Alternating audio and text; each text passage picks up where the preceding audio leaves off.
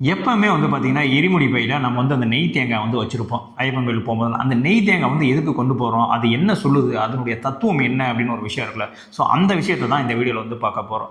ஆக்சுவலா வந்து அந்த நெய் தேங்காய் கொண்டு போறதுக்கு முன்னாடி வந்து பார்த்தீங்கன்னா, அந்த தேங்காவ வந்து உடைச்சு உள்ள இருக்கக்கூடிய ஒரு ஹோல் மாரி போட்டு உள்ள இருக்கக்கூடிய தண்ணி எல்லாம், அந்த இளநீர்லாம் வந்து எல்லாம் எடுத்துருவாங்க. ஸோ அதுக்கப்புறம் வந்து பார்த்தீங்கன்னா, அந்த சூடான அந்த நெய் இருக்குல்ல, பசு நெய், அந்த நெய்ய வந்து அதுக்குள்ள வந்து ஊத்துவாங்க. இது என்ன சொல்றாங்க அப்படின்னா, உங்களுடைய அந்த வெளியில இருக்கக்கூடிய அந்த அந்த சிரட்டன்னு சொல்லுவாங்கல்ல, அந்த தென்னை. ஸோ அதுதான் வந்து உங்களுடைய உடம்பு. உள்ளே இருக்கக்கூடிய அந்த நெய் தான் வந்து உங்களுடைய ஆன்மா. அதாவது கெட்டு போகிற ஒரு உடம்புக்குள்ள கெட்டு போகாத ஒரு ஆன்மா வந்து இருக்குது அப்படின்றத உணர்த்தும் வகையால் தான் அந்த நெய் தேங்காய் வந்து கொண்டு போகிறோம். இந்த நெய்யை வந்து பார்த்தீங்கன்னா அந்த இறைவனுக்கு வந்து கொடுத்துருவோம். அந்த ஆன்மாவுக்கு வந்து அந்த ஆன்மா வந்து இறைவன்கிட்ட சமர்ப்பிச்சிருவோம்.